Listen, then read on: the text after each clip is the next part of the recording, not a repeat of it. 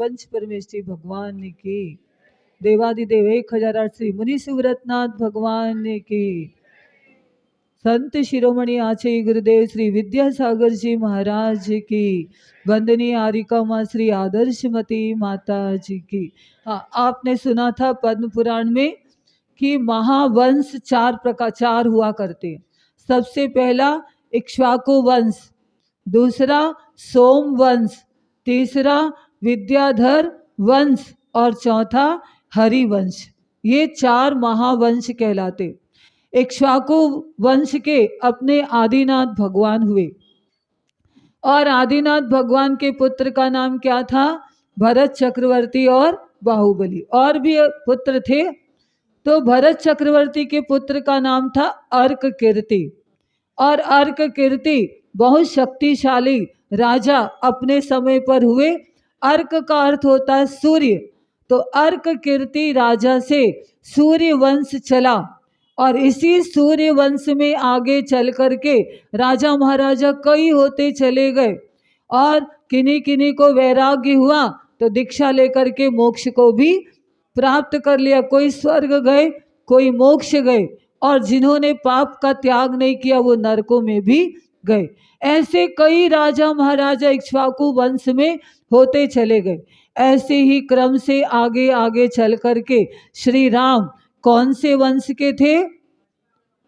सूर्य वंश के थे। और ये सूर्य वंश कहाँ से निकला? इक्ष्वाकु वंश से निकला। तो एक वंश के बारे में बताया गया। अब दूसरा सोम वंश है। तो बाहुबली जब राजा हुए तो उनके प्रथम पुत्र का नाम सोमयश था, और सोम का अर्थ चंद्रमा भी होता है, तो चंद्र वंश भी कहलाता है और इसको सोम वंश भी कहते हैं। सोम राजा के निमित्त से ये वंश चला।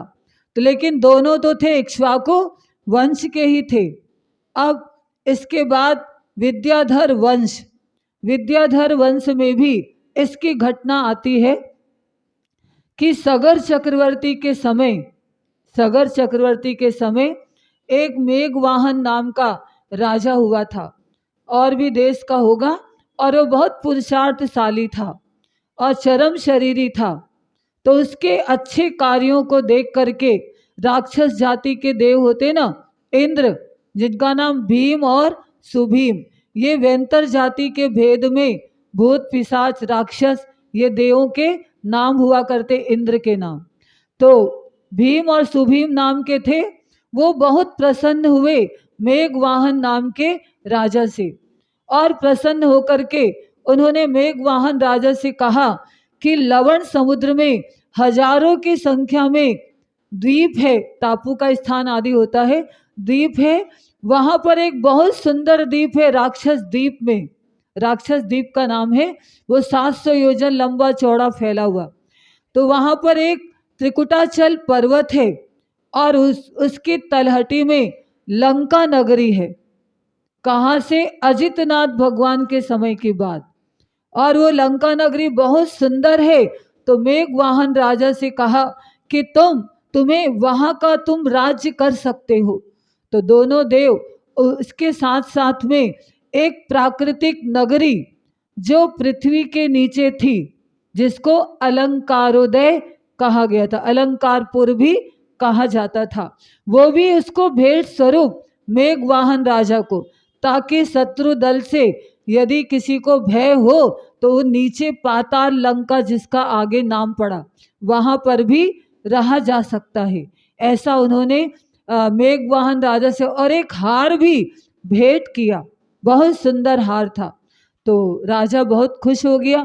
जब मेघवाहन राजा, ये विजयाट पर्वत पर ये राजा महाराजा रहा करते थे जिनको विद्याधर वंश उनका था। उत्तर की श्रेणी और दक्षिण की श्रेणी, ऐसे विजयाट पर्वत में श्रेणियां हुआ करती है। और 55 नगर ऊपर, 60 नगर नीचे, महानगर, फिर और भी छोटे छोटे नगर भी हुआ करते हैं। ऐसे विद्याधर राजा विजयाट पर्वत पर रहा करते थे। लेकिन मेघवाहन को वो लंका नगरी प्राप्त तो इनके भाई बंधु ने जैसी सुना, सबको बहुत खुशी हुई और वो राजा वहां पर आकर के रहने लगा। तो ये रावण ने लंका की नगरी की रचना नहीं की थी, अजितनाथ भगवान से बात चल रही। तो विद्याधर वंश में एक और राजा हुए हैं, श्री कीर्ति धवल नाम के राजा। उन्होंने श्रीकंठ नाम के राजा को वानर नाम का द्वीप, वानर द्वीप था, वो दिया और उस द्वीप का राजा श्रीकंठ राजा कहलाया। और वो श्रीकंठ राजा उस वानर द्वीप में बहुत सारे बंदर रहा करते थे, वानर रहा करते थे। उसको देख करके राजा को बहुत खुशी हुआ करती थी। तो इसी खुशी से वो राजा ने सिंहासन में भी, मुकुट में, सब ध्वजा में, सब में वानर का चिन्ह अंकित कर दिया। उस राजा से ये वानर वंश चला। लेकिन वानर वंश और राक्षस वंश, अब राक्षस वंश कैसे आया? तो मेघवाहन राजा, उनकी पत्नी का नाम मनोवेगा था और उनके एक राक्षस नाम का पुत्र था। पुत्र का नाम क्या था? राक्षस। और यही आगे जाकर के ये बहुत शक्तिशाली राजा था, तो इससे राक्षस वंश चला। और जो राक्षस जाति के देव थे, जिन्होंने भीम और सुभीम नाम के मेघवाहन राजा को राक्षसी विद्याएं भी दी थी, राक्षसी विद्याएं भी दी थी। बाकी और उसी क्रम से आगे चल करके जो पद्म पुराण में आएगा, रावण का कथन आता है, ये राक्षस वंश के कहलाए। लेकिन राक्षस नहीं थे, इनका वंश राक्षस वंश था। और हनुमान जी आदि की बात आगे आएगी, ये वानर वंश के थे, वानर नहीं, वानर वंश के थे। तो ऐसा, तो पहले विद्याधर वंश में वानर वंश और राक्षस वंश, इनके जो राजा महाराजा हुआ करते थे, इनमें परम मित्रता चलती थी और मित्र थे ये एक दूसरे के। अब आगे क्या होता है, इतना तो हमने आपको थोड़ा थोड़ा बताया था, आगे की घटना। अब इसके बाद विद्याधर वंश के बाद में एक वंश और है जिसको हरिवंश कहते। तो ये हरिवंश अपने नेमिनाथ भगवान, ये हरिवंश के हुए थे। तो ऐसा 4 महावंश चला। अब आगे की घटना क्या होता है कि ये जो विद्याधर वंश में जो दक्षिण के उत्तर की श्रेणी थी, वहाँ पर कीर्ति धवल राजा और श्रीकंठ को उन्होंने वानर द्वीप दिया था। ये वासुपूज्य भगवान के तीर्थंकर के काल में ये श्रीकंठ राजा का कथन आता है। ये लोग वानर वंशी कहलाए, विद्याधर। अब ये लोग भी उसी किष्किंधपुर में वहाँ ही रहने लगे थे। अब मुनि सुव्रत भगवान के समकालीन वानर वंश में एक महोदधि नाम का राजपराक्रमी राजा हुआ और उस समय लंका का राजा विद्युत वाहन था। महोदधि वानर वंशी था और राक्षस वंशी विद्युत वाहन लंका का राजा, दोनों में बहुत मित्रता थी। अब कुछ काल व्यतीत होने के बाद अशनि वेग नाम का पराक्रमी राजा हुआ और ये राक्षस वंशी था राक्षस द्वीप में। अब राक्षस द्वीप और वानर वंशी ये दोनों राजा अशनि वेग राजा से के भय से इन्होंने लंका को छोड़ करके कहाँ पर आ गए? सब नीचे जो पाताल लंका थी वहाँ पर अलंकारोदय, जिसका नाम था, अलंकारपुर भी कहते हैं, वहाँ पर रहने लगे। अब सुरक्षित स्थान में चले गए, दीर्घ काल तक वहाँ पर रहते रहे। अब क्या होता, क्योंकि नीतिकारों ने ये बताया है, यदि सामने वाला राजा बहुत पराक्रमी हो और जीतने की कोई आशंका ना हो, अर्थात विजय प्राप्त नहीं कर पा रहे ऐसी शंका हो गई, तो क्या करना चाहिए? सामने वाला राजा उस समय शांत हो जाता, उसका सामना नहीं करता।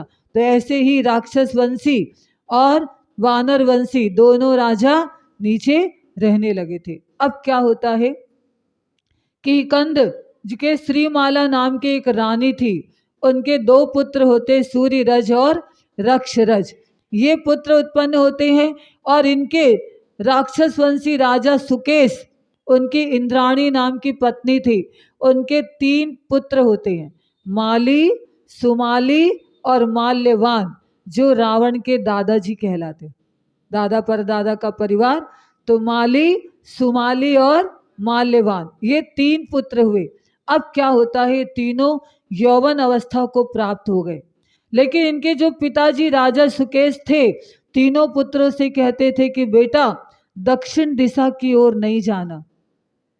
उन्होंने सावधान कर दिया था। अब जो यौवन अवस्था को प्राप्त हुए, दक्षिण में समुद्र की ओर जाने के लिए उन्होंने मना कर दिया था, क्योंकि उस ओर तो वो लंका नगरी आदि सब कुछ है, मना कर दिया।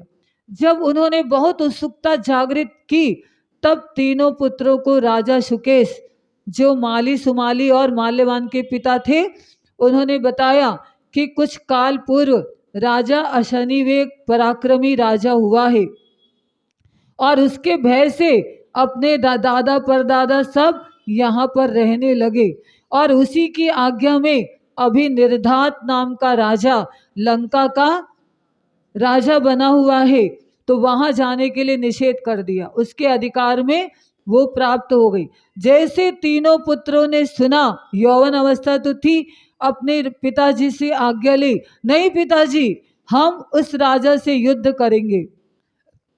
पिताजी ने मना किया, लेकिन तीव्र इच्छा थी तो पिताजी ने आज्ञा दे दी। अब आज्ञा जब प्राप्त हो गई तो तीनों कुमार चले युद्ध करने के लिए, और जब निर्धात राजा से युद्ध होता है, ऐसे पराक्रमी थे तीनों, उस निर्धात राजा को भी मार देते, उसकी हार हो जाती है और लंका में इनका राज्य। तो माली सुमाली माल्यवान अपने पूरे परिवार के साथ कहाँ आ गए? पाताल लंका को छोड़ के ऊपर आ गए। अब लंका का राज्य इनका हो गया। कुछ दिनों के बाद अब क्या होता है कि अब आगे जब बात आगे बढ़ती है, तो ये तीनों पुत्र आगे आगे बढ़ते हुए इस राजा लंका का राज्य करते हुए जब बड़े हो जाते हैं और इनके विवाह की जब बात आती है, तो फिर माली का विवाह, जो माली बड़ा भाई था, उनका विवाह हेमपुर के विद्याधर राजा क्षेम की पुत्री चंद्रमती से होता है। और सुमाली का माल्यवान का भी, उनकी वहीं पर और भी राजा थे, उनकी पुत्रियों से विवाह हो गया। अब इसके बाद इधर किहिकंदपुर में सूर्यरज नाम का राजा था, उसको वैराग्य हो जाता है और दिगंबर दीक्षा धारण करके कठोर साधना करते हैं और मुक्ति को प्राप्त कर लेते। इस पद्म पुराण में बहुत सारे मुनिराजों की बात आएगी, और विशेषकर जहाँ मुनिराजों का प्रकरण आया है, उसको हमने प्रवचन में उसको अपना विषय जरूर बनाते। तो इनको मोक्ष की प्राप्ति हो जाती है। फिर आगे और भी क्रम से राजा महाराजा आदि होते हैं। अब नई घटना घटती है। अभी तो माली का विवाह हो चुका है, अब क्या होता आगे? रावण का भी जन्म होगा, कब होता उसको बता रहे। अब एक दूसरी घटना ये आती है कि रत्नपुर में किसी समय राजा सहस्रार राज्य करता था। उनके विद्युत प्रभ नाम का पुत्र था, और वो राक्षस दीप दीर्घ काल तक उसने लंका में भी राज्य किया था। तो इनकी बहुत सुंदरी मान सुंदरी नाम की पत्नी थी। जब उसके गर्भ हुआ तो गर्भ में ऐसा दोहला उठा कि जैसे इंद्र का राज्य होता ना, ऐसी इंद्र के समान लोकपाल जाति के देव हो, इंद्र हो, और सौधर्म सभा आदि भी सब लगे हो, ये सब उसके मन में भाव होने लगे। तो पति ने उसकी उस प्रकार से व्यवस्था सब कुछ कृत्रिम बना दी। अब जैसे जैसे गर्भ का समय पूरा होता है और बच्चे का जन्म होता है, तो जन्म होते साथ अच्छी आभा वाला वो पुत्र था, और उसका नाम भी उसके पिता ने इंद्र रखा था। अब वो इंद्र जैसे जैसे बड़ा होता है, राजा सहस्रार भी है पिताजी, और वो जैसे जैसे बड़ा हुआ तो वो उसके अंदर भी ऐसी ऐश आराम के भाव, और जब उसको राज्य भी मिला तो राज्य में रह कर के उसने सौधर्म इंद्र के समान पूरी कल्पना में पूरे जो होते ना सामानिक आदि देव आदि सब उन्होंने कृत्रिम बना लिया और रहने लगा, और ये बहुत शक्तिशाली राजा था।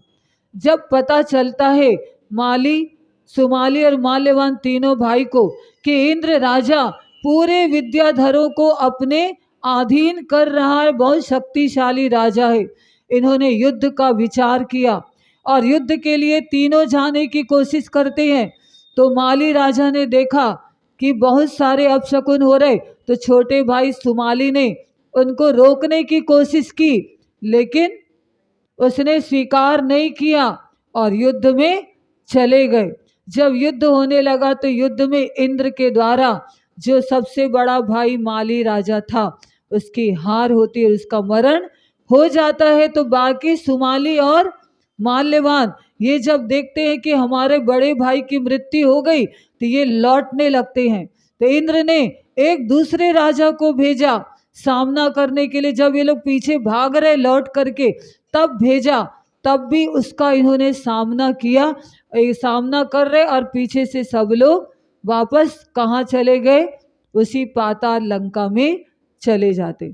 अब क्या होता बता रहे, देखो जैसे तैसे करके लंका मिली, लेकिन इंद्र राजा से हार हो गई। तो इंद्र वहां पर अब क्या होता है आगे उसी को बताया जा रहा है।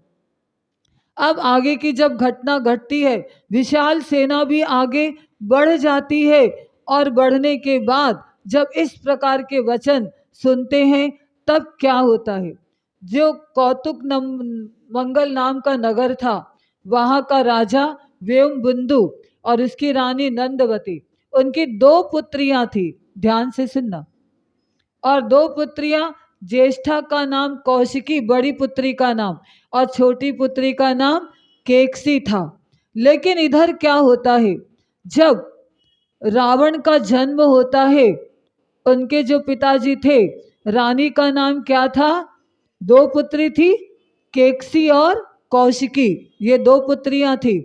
अब क्या होता है, जब ये लोग वहां पर पहुंचते और जाते हैं तो आगे जाकर के इनका विवाह, बड़ी पुत्री का विवाह होता है।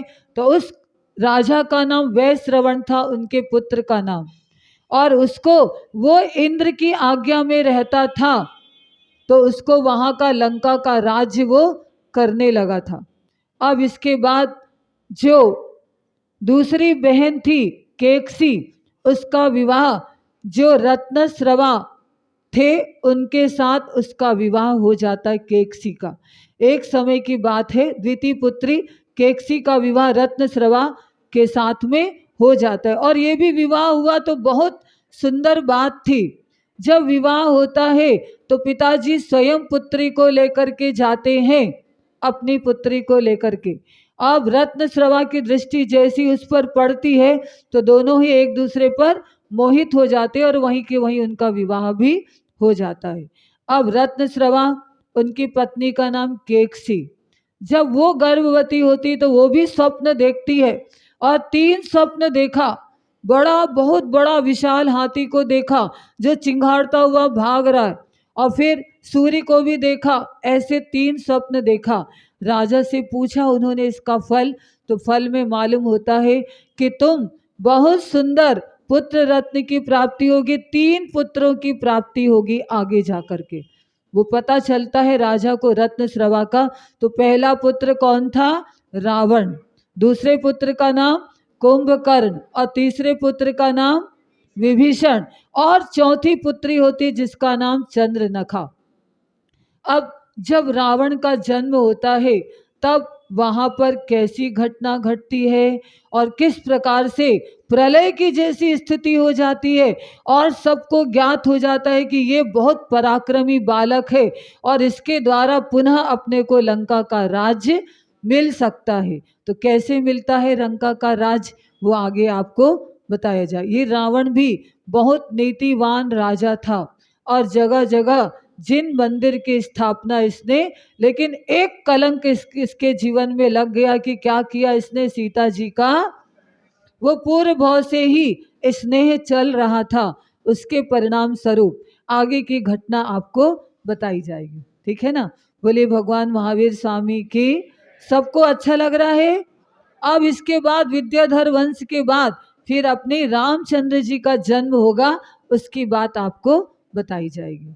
चलिए, जावाणी के ज्ञान ते सुझे लोकालोक, सोवाणी मस्तक नमो सदा देत हो धोख, हे जिनवाणी भारती दिन रैन जो तेरी शरणा गए सो पावे सुख चैन। देव भजो अरहंत श्रुत गुर सेवा निर्ग्रंथ। दया धर्म पालो सदा यही मोक्ष का पंथ।